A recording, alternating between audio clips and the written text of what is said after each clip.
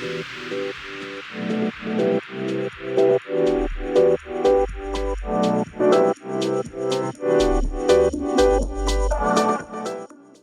this is Jeff Brim from NXT5 Advisors.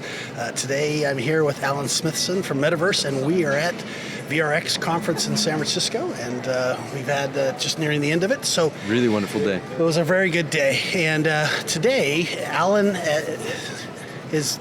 flies all over the world. He actually flies probably more than me, which is unusual. Yes, sorry kids, love you. Yeah. Fortunately, my kids are adults now, but they do watch. Hi, kids. So, Alan, talk about innovation. You go all over the world. What do you see in innovation? Innovation's a funny word because we innovate on all sorts of things. If you look at from an emerging technology standpoint, there's about 400 new emerging technologies that are coming in the next 20 years, 30 years. So you have everything from molecular genetics, CRISPR technologies, the innovations in blockchain, cryptocurrencies, quantum computing and cloud edge computing, IoT sensors and everything. You've got virtual augmented reality, obviously, and the biggest outlier of it all is AI. And so that would be fine if any one of those technologies were to be kind of in this explosive mode. But when they're all blowing up at the same time, innovation is no longer about one of those. Right. It's about the convergence of all of them together.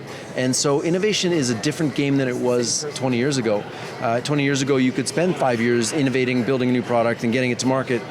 If you're spending more than 5 months on a product and getting it out, especially in the software business, then you've already lost if you've taken 5 months to get to market, because the pace at which innovation is changing now, by the time you get something to market, somebody's probably already going to be there or be past you on that. And so innovation now is less about finding these kind of billion-dollar ideas, and more it's just solving little problems that accumulate. And one of the things that I learned recently was that majority of acquisitions in America, tech acquisitions that happen in America, about 95% of them are between 10 and 20 million, which we get all enamored by these multi-billion-dollar acquisitions. But that's so rare. And so it's okay to make something that solves a small problem, get your $10 million exit. And it turns out that 10 to 20 million, and from being on the corporate side, that's kind of the sweet spot of, do we buy them or just build it ourselves? Right. Like anything over 20 million, we'll just build ourselves. We'll just spin up a team and we'll build go it. visit them, and then we'll visit them, we'll ask them all the information, they'll tell us everything because they want to work with us, and we'll take it back and build it. And there are companies that do that predatorily. So that's my take on innovation. I think it's changing. I think it's going to continue to change. It's going to be one of those wonderful experiences that more wealth is going to be created in the next 10 years than all of previous human history, and a lot of that's going to be in the tech and innovation sector.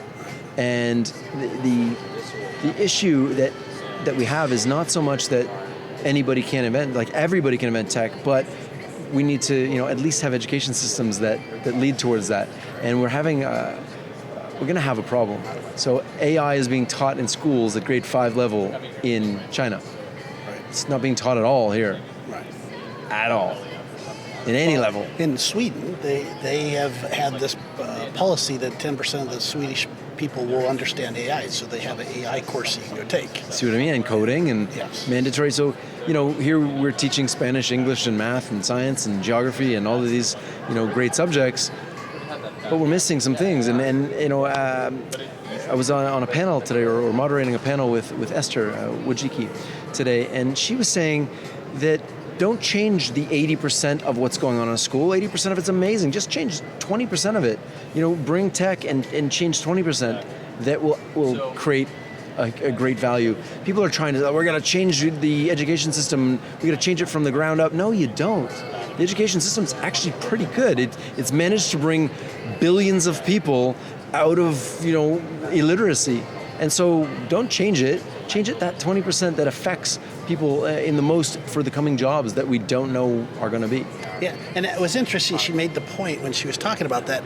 If you tried to change more than 20%, it was impossible to make any change. Yeah, you end up with zero change. Right, and so if you wanted any change, here was the parameter she found. Yeah, and I think that's absolutely right. Yeah. That is. I thought that was very. This is a very pragmatic approach. You're not trying to reinvent the wheel of education. Look, we have 150 years of formal education, real, put back people into classrooms at scale. We've got 150 years of experience with this. We are really good at this. Can technology be used to enhance it, make it better, and do other things? Yes, but that's, we still need the foundations. Oh, but don't you think education it's much like building armies. It's for the last war. So education is really for a previous generation. Really what we're going through now is so transformative. Yeah, I think the fundamentals of what we learn. So in my opinion, things like gratitude, positivity, finding your purpose, being able to set goals. Like how many school classes set goals for the sit down, write your goals out, whatever your goals may be. Maybe it's to make the captain of the soccer team. Maybe it's to get my art in a gallery. Whatever it is, you should be setting goals, and we don't teach that. We also don't teach financial planning at any level of school.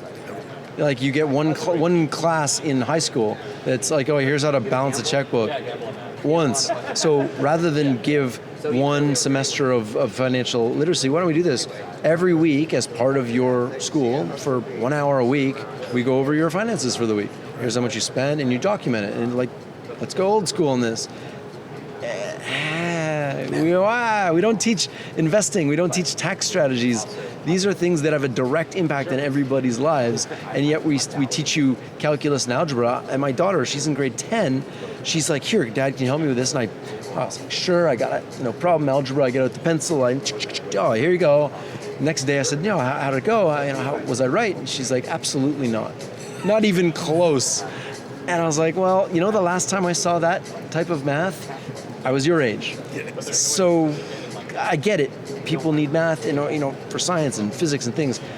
But come on, everybody universally needs to be able to plan their finances and invest and, learn how to leverage the tax strategies that are available to everybody in America and North America. That's true. All right, so let's talk a little bit about. I'm having a beer, by the way. It's been a long week. It's been a long day. Cheers. In fact, here we go. Cheers. Thank you, Alan, for the beer. So, my pleasure. I want you to talk a little bit about what you're working on in the education part, because we're kind of broached on a little bit, but I thought that would be a good thing to have a few minutes to talk. Sure. So my ultimate goal is to create a new type of learning system that teaches the fundamentals of success rather than the fundamentals of learning, which we have great systems for this. We have wonderful millions of teachers and great systems, but rather that how do we teach people gratitude? Give them a gratitude journal. Maybe we can incorporate it into schools where you just have a simple book. Every morning you write 3 things you're grateful for. Like this is like game changing for a lot of people, and they're in their 40s by the time they figure it out. So why not something like that? So in my opinion, I think we can use technology to really democratize learning in ways we've never possibly been able to do it. So right now, you look at something like Khan Academy, unlocked education for people at massive scales. MOOCs, massive online communities. Hey, shut up over there, we're doing an interview. MOOCs have really revolutionized learning, online learning. Universities are all like, hey, wait a second, we can reach 10,000 students on campus, but we can reach millions of people online, and all the universities are starting to make their content available online. And my opinion is we went horribly wrong somewhere along the way, and somebody said, hey, we should charge students and make money from them learning. Like, what? This is the same people that said we should charge for privatized prisons. Like, these are dumb concepts, and we need to start thinking about, okay, how do we then make a system that self-funds itself? So the way I looked at it is, I'm taking a 10-year roadmap. It's like, okay, if we're going to democratize education and do this, what's going to fund it? Because you can't just give things away for free. Something has to fund it. So I said, well, enterprises, big companies need training. They need to reskill, upskill, retrain. There's millions of people retiring every year now, and by 2023, 75% of the workforce will be millennials. Terrifying, but if that's the case, then we need to reskill and uptrain. I think IBM did a study. It was 120 million people need to be reskilled, retrained, and upskilled due to AI, robotics, and automation in the next 3 years alone. So a massive problem. So focus on enterprise for the next 5 years.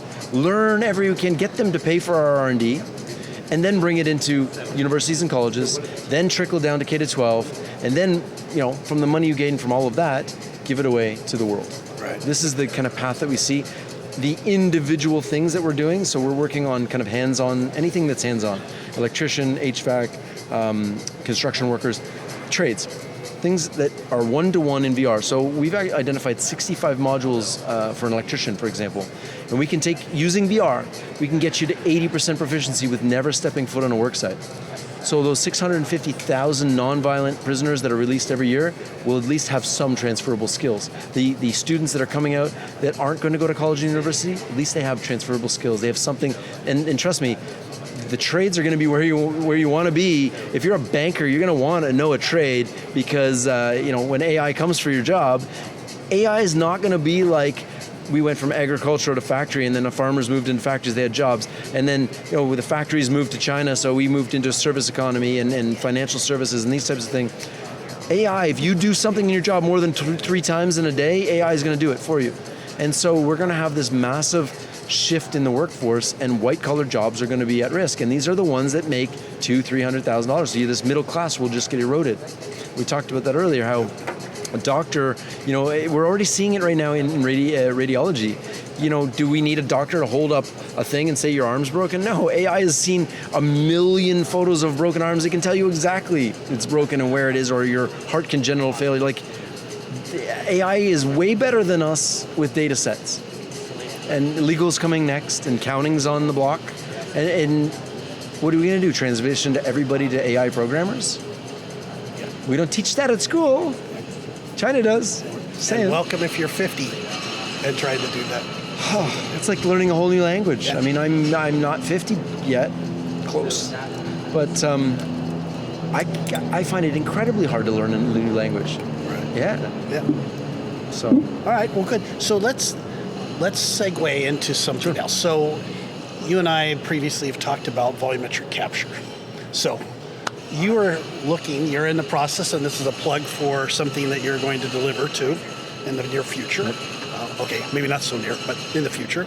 So let's talk about volumetric capture. Sure. All right, because there's... First of all, two things. Okay, I think volumetric capture is an amazing technology. Basically, for people that don't know, use multiple cameras to capture somebody in a 3D space, in a 3D volumetric way, and so you can pick them up and then drop them into VR or AR or other experiences. For right now, it's very expensive. It's like $10,000 a minute. Microsoft MetaStage is, the stage that they build, and it's very expensive to do that. For augmented reality, for example, and certain things that I've seen in VR, using a green screen, and then we've done some trickery with this, is where we've taken a green screen cutout of somebody, and we feathered the edges a bit and kind of gave the two-dimensional video a bit of depth. And if you turn around it just turns to face you. So you can never see around the back of it. And it turns out if you can't see the back of somebody, what difference does it make if they're volumetric? Or the side.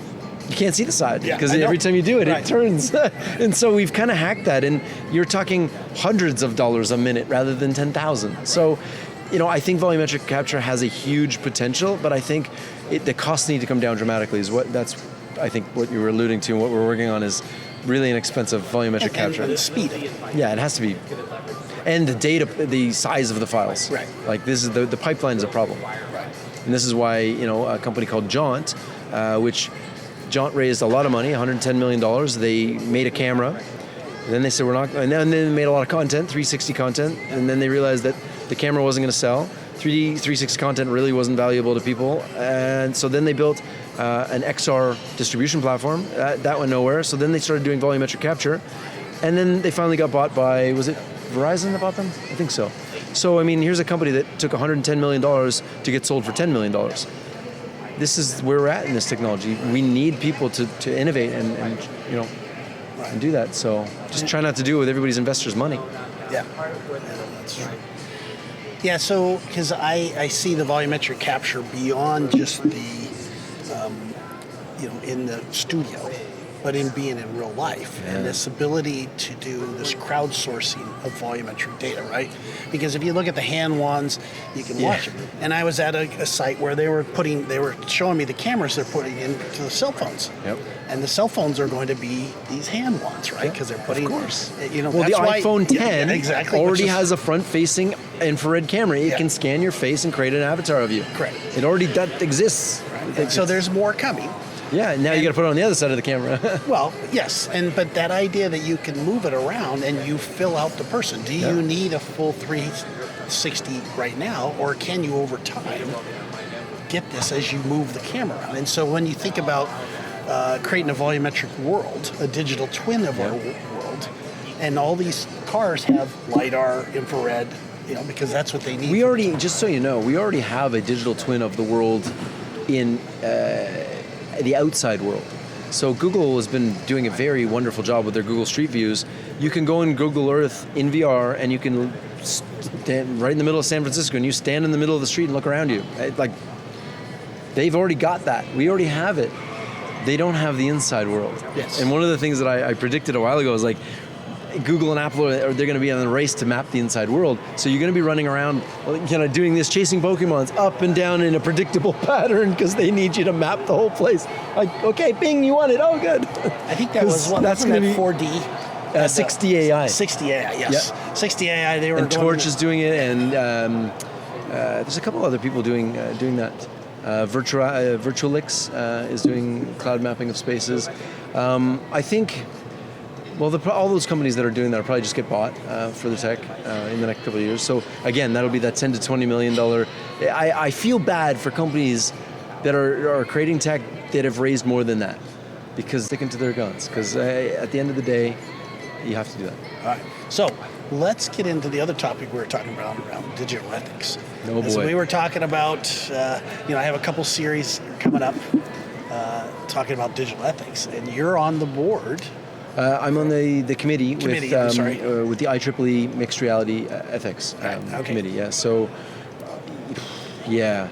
So with all this new, so to me, it's all this new information, right? People, once again, we're fighting a war, or the previous war, right? We're still worried about passwords. We talked about this, and I'm worried my password's getting installed. Hey, this information we're going to create now about you, everything about you. You showed that one slide with eye the tracking, vest. head tracking, everything. Yeah, head I pose, thought that was hand perfect. tracking, respiration rates, voice analysis, speech analysis, gait analysis. One thing that actually, what's the guy's name from High Fidelity? I can't remember. Well, anyway, the guy from High Fidelity. The guy from High Fidelity. I'm sorry, I forget your name. So he was mentioning that, because I asked him, how do we know that it's the actual person representing their avatar? And he said, well, we can use eye tracking and these types of things. He goes, but we can just use gait analysis, because no two people stand the exact same height and walk the same way. Yep. That's what? Well, we saw that in the Mission Impossible, right? Yeah. And I've seen that in. And you see it in a movie, but you don't think about it. Yeah. But with a headset, you know exactly the height and the movement and how crunched over they are, like everything. Right. And so the amount of data we'll be able to collect about people. And you don't have to log in for this to be collected either, right? I know. And that's the thing I try to explain to people. It's, before you were logging on the internet, you were worried about it, but now it has nothing to do with you logging on the internet, because it's your daily tasks. And I heard it put this way: Google will know you're gay before you are because of what you look at. I mean, the amount of data we already collect about people, it's wrong. And that's the ethics question. It's wrong, and we need to. So, I don't know the solution at all. I think the solution lies in some sort of cryptocurrency where you basically sell your data to people. Right. But the thing is, you've already sold it for Gmail. You gave it away for. You sold it for Gmail, and you sold it for Facebook, and you sold it for Instagram and Snapchat and every other social media platform. You gave all of that information up to those companies. You can't get that part, but that's the past data, right? Yep. So now we're talking about, that was history. Yep. And as much like you said, there's more data. So who are the companies making these headsets? Well, I get it, but I'm just saying. Google, Facebook, Apple. We've already given them all the data. We're going to give them all the. This is not going to change. We have given up all rights of privacy. So the only thing that I think we have to do in the future is make sure that we don't harm people with it. hold people that have the data to a higher standard. They're never giving up the ability to collect your data. It's never happening. Google is never going to say, oh, you know what? We're gonna give you your data back, and we'll pay you for it. No way. It's never going to happen. However, we can hold them to a higher standard, and we can say, look, rather than you willy-nilly selling my data to people, let me at least make the decision on how you disseminate my data. And I would like to know, what determinations are coming, and how can I have an effect to change that, right? They may have came up with a determination that's faulty, but that's my digital twin, and it's like, wait, you're making decisions based upon a definition of me that's not correct. Or the definition of you that was created by the algorithm, yes, because that's what I meant. You happen to go on one site, and then all of a sudden, oh, you must like cats, and then all of a sudden your feed's full of cats. You're like, and if you hit like on one of them, it's like, oh, that's a cute cat. Then it just compiles. Now you're like, cats everywhere. Ah! In your AR, you got little cats. Oh my God! Everything becomes connected, and everything is collected. Even things you didn't realize. Collected. Even things you didn't realize was collected. Right? And so, what are you doing with the XR ethics? What are you guys looking at on the IEEE? So we built a document that outlines, what are the things to look out for. I think one of the first parts of ethics is, what are the ramifications? What are the things to look out for? One of the things that came up in it was, that I never thought of, is the ability to eliminate serendipity. Because all our phones take us to where we need to go, we don't really have serendipity in our lives anymore. We're looking at our phones walking around, and we're not bumping into people randomly, and that, how does that affect the future of the human race when we don't, maybe we wouldn't have met our dream wife or person or friends in those kind of serendipitous ways because of algorithms are putting us together. Well, and maybe it's better this way. I don't know. No, but there was an Amazon guy downstairs. Yep. And I was talking to him about nudging. About nudging? What's that? Nudging is the algorithms are saying, we think you should buy this. And what's the ethics around them? They're not nudging, they're shoving. I know, but buy this thing. It's called nudging. Oh, but, yeah, sure. But it's, there's an ethics part. How far is it a nudge, and then it's a super nudge or whatever, right? It's a shove. Yeah, I don't give you any of the options, right? Because that's the point. There's 10 options, but I only give you 2, right? What's the ethics around something like that? So there's so many ethical dilemmas that we have. I think the biggest one is that VR and AR is starting to prove to be the most efficient, effective learning system we've ever created as mankind. It also happens to be the same for brainwashing. Yeah, oh yeah. Learning is brainwashing. Literally the same thing. You're ramming your ideals into somebody's head and hoping it sticks. So what if those ideals are not necessarily what you want people to learn? But that's part of the ethics. Who decides what is okay, right? And who decides what's the ethical part? And then, as we talked about this before, I'm talking in Australia. Who decides what the ethics of Australians are? Is it someone from here in the Bay Area that decides that, or is it the Australian society, right? And Australia is right on the edge of the East and West, right? So the ethics, they have localized ethics, as you'll hear when you hear my other digital ethics presentation. There's localized ethics. So Australia is really on that East and West cusp, and those ethics around humanity and how that's dealt with and private property is different. China's an outlier. So is India. I mean, every country has its own thing. But I think there are certain overarching ethics that we should at least set a framework for and try to get buy-in from everybody in the industry. So now, because we have global scale of XR, there are really only a handful of companies that control all of it. You have Microsoft's got its HoloLens, magically. You've got Apple coming out with whatever. You've got Google. You've got Facebook. You've got people making content. Unity, Unreal. Yeah. Without Unity and Unreal, you can't really make VR. Right. There's some other game engines, but really, so maybe we can build it right into that, so that when they or the app stores, maybe it's Viveport or Oculus Store, and you can say, okay, there's certain ethical standards that we build in, so you cannot disseminate this to the world. Sure. I think this should be mandatory. I mean, and we need to get people together on that. So is that We shouldn't be able business to. consortium, or You is this a shouldn't- government regulations, or is it a combination, or is it should be, as we talked about, the people with the pitchforks saying we've had enough? I think it should be representative of all parties. It has to be. It has to be somebody from government, somebody, a student, somebody young, somebody from each district that's conforming to this. So maybe one person from each country. And look, we have the ability to have meetings in VR anywhere around the world now, or on Skype or whatever. So, pulling the people around the world, you just have to have a representative subset of each stakeholder. And I think every stakeholder is going to have a different opinion, and that's what makes a great ethical framework, is that the inclusion aspect of it. I think you can tap organizations like the VR/AR Association, what is it called? Area, Augmented Reality Enterprise Alliance. You can, people from within Unity and Unreal and these companies. I think it's important that they get involved as well.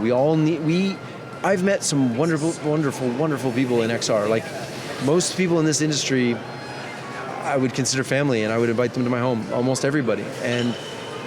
But this industry is very young.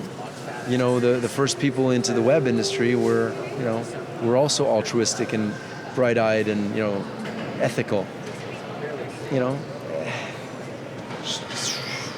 The wheels come off when money gets involved. Yeah, it does, doesn't it? It's always good. So we need to set the frameworks now, so that when the money comes, the wheels don't fly off. Well, and the way I pitch it, when I'm talking about ethics, I said, my grandkids are gonna ask me, Dad, Grandpa, or Opa, why didn't you do something? Do something. Why didn't you do something? Right, because you hear about whenever these major trials, the kids are, why you were there, and I want to be able to tell them, hey, I did what I could do, but we didn't know everything, and we didn't know this was going to happen here, but we've had enough history. We know what's coming. Yeah. Right. We know where this goes. It's altruistic, and then it goes. Right. But I know. We want to be able all to the technologies at the same time. Yes, that's right. If it was just XR and VR, we could manage this. But it's AI, IoT, quantum computing, all at the same time. Going, oh yeah, we're all nascent industries until they're not. And now you've got VR and AR. PwC just said that VR and AR is going to create $2 trillion by 2030 in enterprise value. $2 trillion. That's one out of thin air. Right. AI is going to be 5 trillion. IoT is going to be 10 trillion. I don't know how much it is, but crazy. And then whoever figures out quantum computing, stable quantum computing, there goes all our passwords and security. Everything we've ever done in security has gone out the window. We got to reinvent it. So, yeah, I don't know. We'll go back to the old way, right? Yeah, here's my piece of paper. Exactly. The one-time sheet. Wouldn't it be cool? I always thought about this. If we took one day a week and we just basically shut down the power grid, one day a week, and you just had to enjoy life. Well, being in California, we had this rolling a few times. blackouts. We had this multiple times. But I meant on a schedule, not just. Well, by the way, schedule, they told us you're not going to have power for the next 2 days. Okay. And look, the world survived. It survived. And we had probably the best one-on-one conversations we've had in years. In candlelight. Right? Right? Back to the old days. It's okay, though.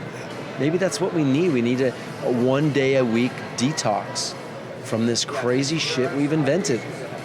And it's only going to get worse. I mean, we look at our phones with 9 hours on average a day. We look at digital screens, 9 hours a day. Was that you that came up with that? Yeah. That was crazy. My phone tells me that every day, how many hours. Oh, I think we no, stopped. it's all right. We're audio. Okay. That's why we're podcasting. We're audio. We're podcasting. All right. So, but anyway, I think it's a pretty good time to wrap up anyway. Well, I think we should, because this beer is getting warm. warm. Thank you. Yes, we want to be able to have this beer. And thanks, Alan, for my pleasure. A great My pleasure, Jeff. rambling thing here where we got all sorts of things and we'll have to do this again. Yeah, it'll be an annual thing. Oh. Biannually. Well, we could even do it monthly because there's stuff happening. I know. We only covered volumetric capture and ethics, right? So we got other ones to go. There's a few things. See, it turns out XR is not just about VR and AR, but Yes. 3D, web, open air cloud mapping, SLAM mapping. There's so many different technologies involved in this, volumetric capture, all of these technologies. There's so many of them. And, this is one of the things we did at the beginning. We did all of it. I said we were going to do every single thing. And we built AR sandboxes. We built a VR photo booth. We built all sorts of crazy shit. And the reason we did that is because I wanted to know, what is this XR thing? And the deeper I dug, the more I was like, oh my God, it belongs to it as well? Oh, all right, let's try that. Like, we spent 2 years trying to make a watch look photorealistic in AR. We finally got it, and then we pivoted. We're not doing that anymore. Right. The amount of time I've wasted. Yes. But learning. It's all in the interest of learning. All right. So we'll end with this.